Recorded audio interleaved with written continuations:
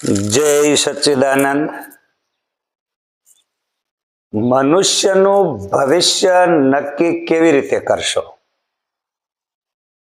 કેમ કે આ જગતની અંદર એક વાત ચોક્કસ છે કે ગાડીમાં પેટ્રોલ હોય ત્યાં સુધી ગાડી ચાલે, પેટ્રોલ ખતમ થાય એટલે ગાડી ઊભી રહે।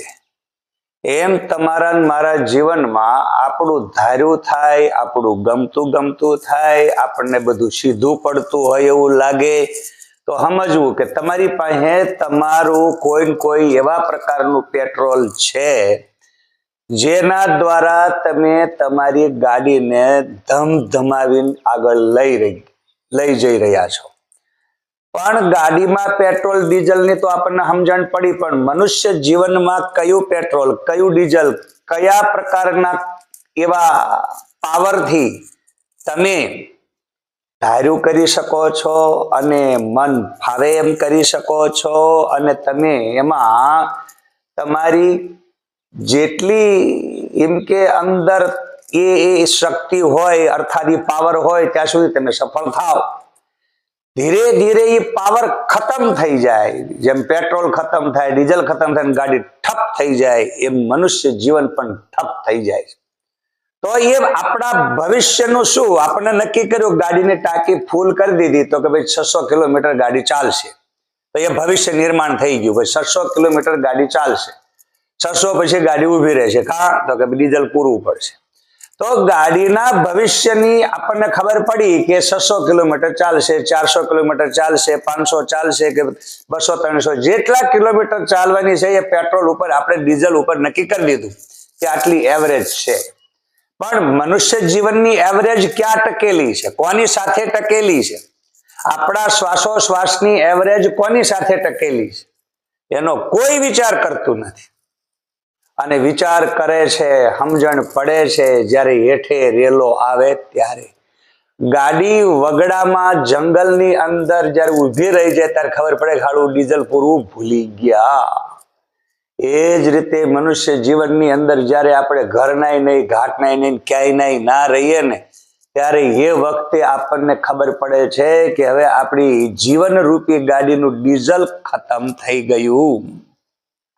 અને એ વખતે ત્યાં ક્યાંય પેટ્રોલ પંપ હોતો નથી, ક્યાંય કોઈ ડીઝલ હોતું નથી, માત્ર ને માત્ર તમે આમને ફાફા મારી, બાલા મારી અને કેવલ તમે ત્યાં એવી રીતે ફસાઈ જાવ છો કે નથી ગાડીને ત્યાં મૂકીને જઈ શકતા, કે નથી ગાડી કે ત્યાંથી કોઈ એવી વ્યવસ્થા થતી કે ચાલો આપણે જ્યાં મળે ત્યાંથી ડીઝલ લઈ આવીએ। કેમ કે ગાડીની હારે તમારી પાસે બેઠેલા 4-5 જણા કોકને મોકલો ખરા, ભાઈ તું ડીઝલ લઈ આવી તો ત્યાં થોડી વ્યવસ્થા થાય। પણ મનુષ્ય જીવનમાં એવી કોઈ વ્યવસ્થા નથી, કેમ કે મનુષ્ય શરીર રૂપી ગાડીમાં તમે એકલા બેઠેલા છો, અને આ શરીર જયારે પડી ગયું, ઠપ થઈ ગયું, તો તમે ડીઝલ લાવીને આ શરીરને તો ઊભું કરી દે એકવાના।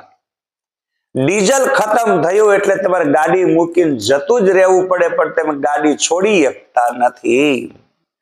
જ્યારે પેલી ગાડીમાં તો આપણે વ્યવસ્થા આડીઅવળી કરીને પાછું વળી ચાલુ કરીએ, પણ આની આ ગાડીમાં એવી વ્યવસ્થા નથી, અને છે કદાચ એક્સિડન્ટમાં વાગ્યું હોય, કંઈક થયું હોય, દવાખાને લઈ ગયા તો એ ત્યાં આડીઅવળી થોડી ઘણી તમારી કંઈક બીજી આગી પાછી પૂંજી કંઈક પડી હોય તો વળી દવાખાનામાં પહોંચાડીને તમારું જીવન વળી આગળ ધપાવવાનો થોડોક ધક્કો મારો, પણ તોય ખબર પડતી નથી કે કયા પાવરથી આ શરીર દવાખાનામાં બેઠું થયું। નકર દવાખાનામાં તે ડોક્ટરે હાથ ઊંચા કરી દે છે કે ભાઈ હવે સોરી, આ કેસ અમારથી પૂરો નહીં થાય। ડોક્ટરે હાથ જોડીને કહી દે છે કે ભાઈ હવે કુદરત ઉપર।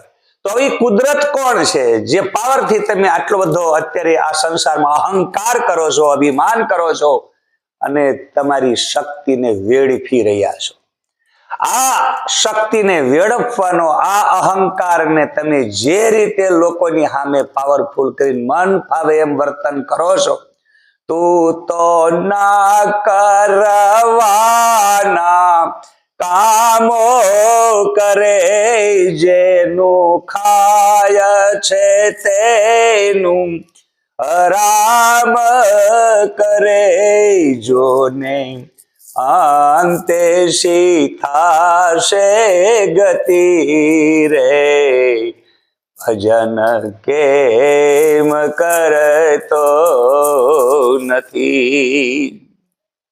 ન ખાવાનું ખાય, ન પીવાનું પીવે, મન ફાવે એમ સ્વચ્છંદી થઈને આમ વર્તન કરે, વિચરણ કરે, મને એવો દાદાગીરી કરતો હોય છે કે આપણને એમ લાગે કે દુનિયામાં આના જેવો બીજો કોઈ છે જ નહીં. પણ 4 દિવસની ચાંદની ફિર અંધેરી રાત. જેવું પેટ્રોલ ગાડીમાં ખતમ થયું એટલે ભાઈની બધી જ હોશિયારી પાણીમાં ભળી જાય છે. રાવણ એને ખૂબ તપસ્યા કરી, તપ કરી અને એને ત્રણેય લોકમાં વિજય પ્રાપ્ત કરે એવો પાવર લઈ લીધો. પણ એ પાવર એને ક્યાં ખોઈ નાખ્યો? તો કે એક પર સ્ત્રી ઉપર ખરાબ નજર કરી રાવણનું જીવન બરબાદ થઈ ગયું. એવી જ રીતે કંસ એનો વંશ નીકળી ગયો. કંસ પ્રજાને શોષણ કરી અને પ્રજાને બેવકૂફ બનાવી, છેતરપિંડી કરી, છળ કપટ દગો કરી અને પરેશાન કરવાનું, પ્રજાને રંજાડવાનું કામ ચાલુ કર્યું. એ વખતે ત્યાં કંસનો વંશ નીકળી ગયો. ત્યાર પછી તમે આવી ઘણી કથાઓ સાંભળી છે.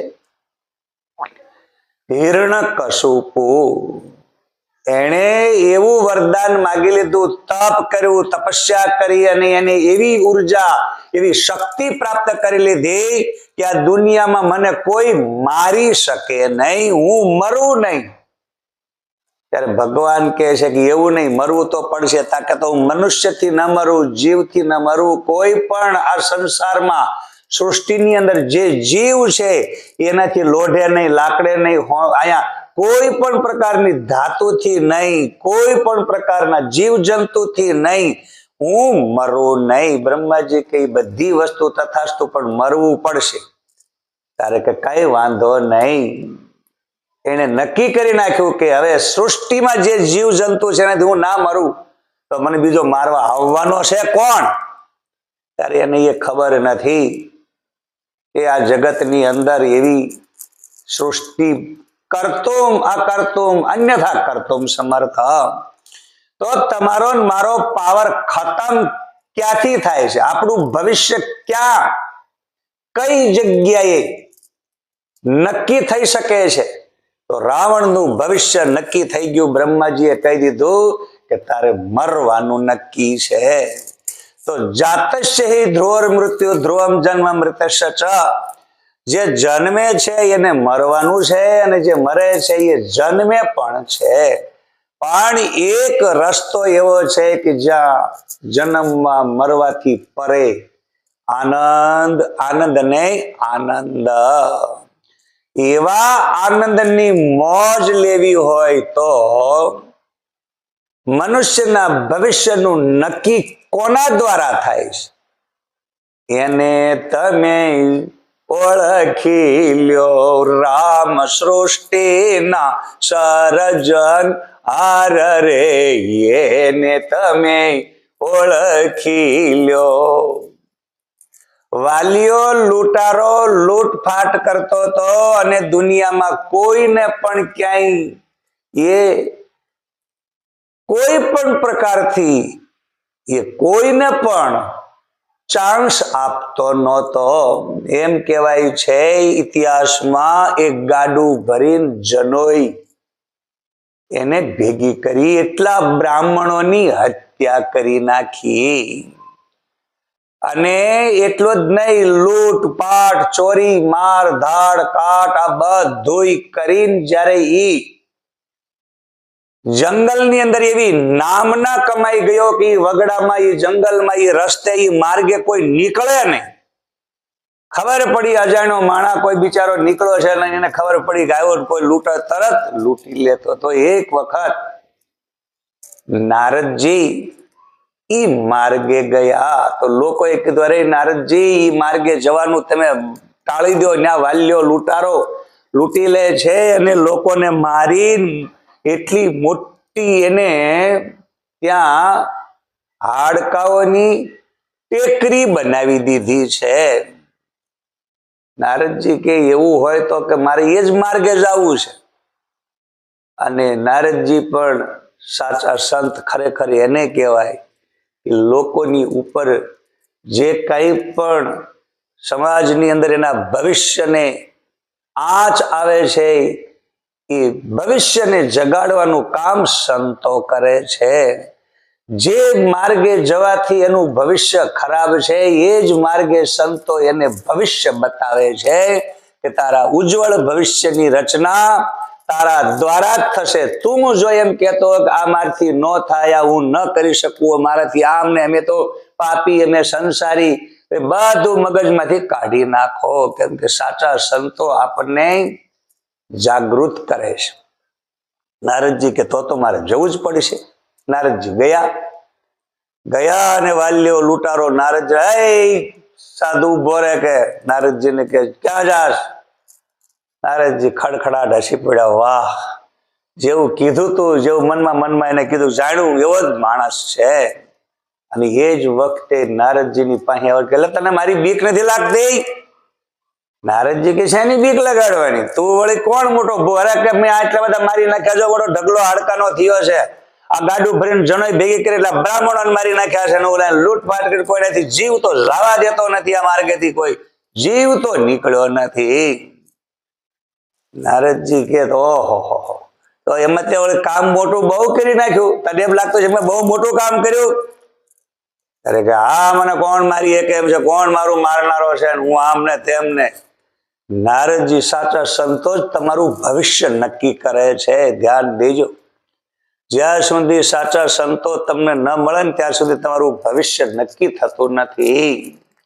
અને એ વખતે નારદજીએ એને કીધું કે તું આ જે બધું કરી રહ્યો છો એનાથી આ જે પાપના પોટલા બાંધી રહ્યો છો અને આમાં જેટલા લોકોની આંતરડી તું બાળી રહ્યો છો, તારી સામે કકળતી આંતડીએ જેટલા લોકો મર્યા છે એ બધા જીવ તારી કકળતી આંતડીએ ને આંતડીએ તારો એ બદલો લેવા આવશે. કે મરી ગયેલો જો આવવાનો કે તારું કર્મ તને નહીં છોડે. એટલે કર્મ પ્રધાન વિશ્વ રચી રાખા, જો જસ કરઉ તસુ ફલ ચાખા. જે વ્યક્તિ જેવું કર્મ કરે છે એવું ફળ મળે છે, ત્યાં જ એના ભવિષ્યનું નિર્માણ થાય છે. મનુષ્યના ભવિષ્યને નક્કી કરનારું તમારું કર્મ છે. એટલે નારદજીએ કીધું તો તારા કર્મથી તારા ભવિષ્યને તું યાદ કર. ત્યારે કે પણ તો હું યાદ કરવાનું? કે આ બધા જેટલા જીવો કકળતી આંતડીએ મર્યા છે ને એ બધા તારો જીવ લેશે. તો કે એનાથી બચવાનો ઉપાય? તો કે એક ઉપાય છે, ભવિષ્ય નક્કી. ભલે તારા હાથે ગમે એટલું, હવે યાદ રાખજો, ગાડીમાં પેટ્રોલ ડીઝલ ખતમ થઈ જાય ને ત્યારે એ વખતે એક નવી આપણી અંદર રચના થાય છે. તમે કહો કે ભાઈ ગાડી બગડી જ ગઈ છે, ખરાબ જ થઈ ગઈ છે, અંદર હવે ડીઝલ પેટ્રોલ ખતમ જ થઈ ગયું છે, તો હવે નવું ડીઝલ લેવાના પૈસા છે જ નહીં. તો હવે એ જેમ કાળા ઉનાળે ઉઘાડા પગે તમે હાલતા હાલતા જાઓ ને એવી જ દશા ભૂંડી જીવનમાં આવે છે. તો વાલ્યો લૂંટારો વિચારમાં પડ્યો. સંતના દર્શનથી દુષ્કૃત ટળે, સ્પર્શતા પાવન થાય, બ્રહ્માનંદ સુખ ઉપજે, આવરણ અવિદ્યા જાય. તો બ્રહ્મના સુખને પ્રાપ્ત કરવાની લાલચાની સંતના દર્શનથી એના દુષ્કૃત બળી ગયા. પણ એને નક્કી કર્યું કે તો મને તમે આમાંથી બચાવો કેમ? ત્યારે કે છે કે તું તારા ઘરે જા અને ઘરવાળાને બધાને પૂછી જોજે. કેમ કે વાલ્યા લૂંટારાએ કીધું કે ભાઈ હું મારા એકલા માટે, મારા પેટ માટે નથી કરતો, મારા ઘરના પરિવારના કુટુંબ પરિવાર માટે કરું છું. તો વાલ્યો લૂંટારો ઘરે ગયો, એના મા બાપને પૂછ્યું, એની ઘરવાળીને પૂછ્યું, એના છોકરાને પૂછ્યું કે હું જેટલા પાપ કરીને લોકોને આંતડી બાળીને બધું લાવું છું એનું ફળ તમે બધા ભાગીદાર ખરા? ત્યારે કે ના ભાઈ, અમે ભાગીદાર નહીં, હવનું ભાવિ હવની હંગાતે. હવે એ કે છે કે તો પછી હું લાવું છું ને તમે ખાવ છો, ત્યારે કે તું નાનો હતો તારે મેં તને ખવડાવ્યું, તું અમને ખવડાય. આપણે એકબીજાની ઢાલ હુંડોલ ઉતારવાની છે. તો ઢાલ ઉતારવાની, હુંડોલ ઉતાર. મેં તમને કહ્યું, તમે મારા છોકરાને હાથ ગાણું કર્યું, મેં તમારા છોકરાને હાથ ગાણું કરી દીધું, એટલે વ્યવહાર પૂરો થઈ ગયો. એમ આ દુનિયામાં અમુક પ્રકારનો વ્યવહાર છે જે અનિવાર્ય ફરજ કર્તવ્ય કર્મ, એમાં માણસને કોઈ પણ પ્રકારે ઉપરથી જો તમે કામ ના કરો તો માથે દેવું કરો છો. એટલે માતા પિતાએ કીધું બેટા તારું પાલન પોષણ અમે કર્યું, હવે ગઢપણમાં તું અમારું કર. છોકરો કે પિતાજી તમે મારું પાલન પોષણ કર્યું, તમે ઘરડા થશો ત્યારે તમારું પાલન પોષણ હું કરીશ, પણ તમારા દુઃખ દર્દ ને હું નહીં લઈ શકું. પત્નીને કીધું તું સુખ દુઃખમાં ભાગીદાર. ત્યારે કે સુખ દુઃખમાં ભાગીદાર ખરા, પણ મારું ખાધેલું મારા જ પેટમાં આવે, તમારું ખાધેલું તમારા પેટમાં જાય. મારા ઘરે ખાવાથી જો તમારી ભૂખ મટી જતી હોય તો હું બધું કરી દઉં, પણ એવું શક્ય નથી. તો હવનું કરમ હવની હારે જ છે. એટલે તમે એમ કહેતા હો કે મારી પત્ની તું એમ કે ભાઈ મારા દુઃખમાં ભાગીદાર થા, તો હું સુખ દુઃખમાં ભાગીદારમાં તમને સહયોગ આપી શકું, પણ ભાગીદારનો મતલબ એવો નહીં કે તમારું દુઃખ હું લઈ લઉં.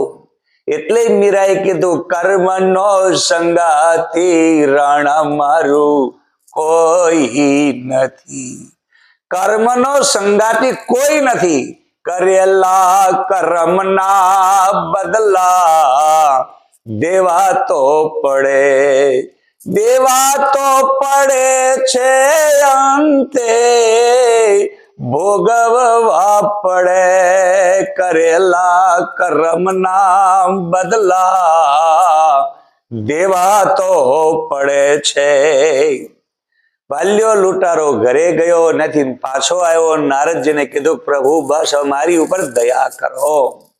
એ લૂંટારો વાલ્યો વાલ્મીકી ઋષિ બની અને ભવિષ્ય એને એવું નક્કી કરી નાખ્યું. એટલા માટે મનુષ્ય જીવનનું ભવિષ્ય એક સંત કરે છે, માર્ગ બતાવે છે, અને કર્મનો સિદ્ધાંત તમને તમારા જીવનમાં કર્મ કયું કરવું એ બતાવી દે છે. બોલ સચ્ચિદાનંદ ભગવાન કી જય.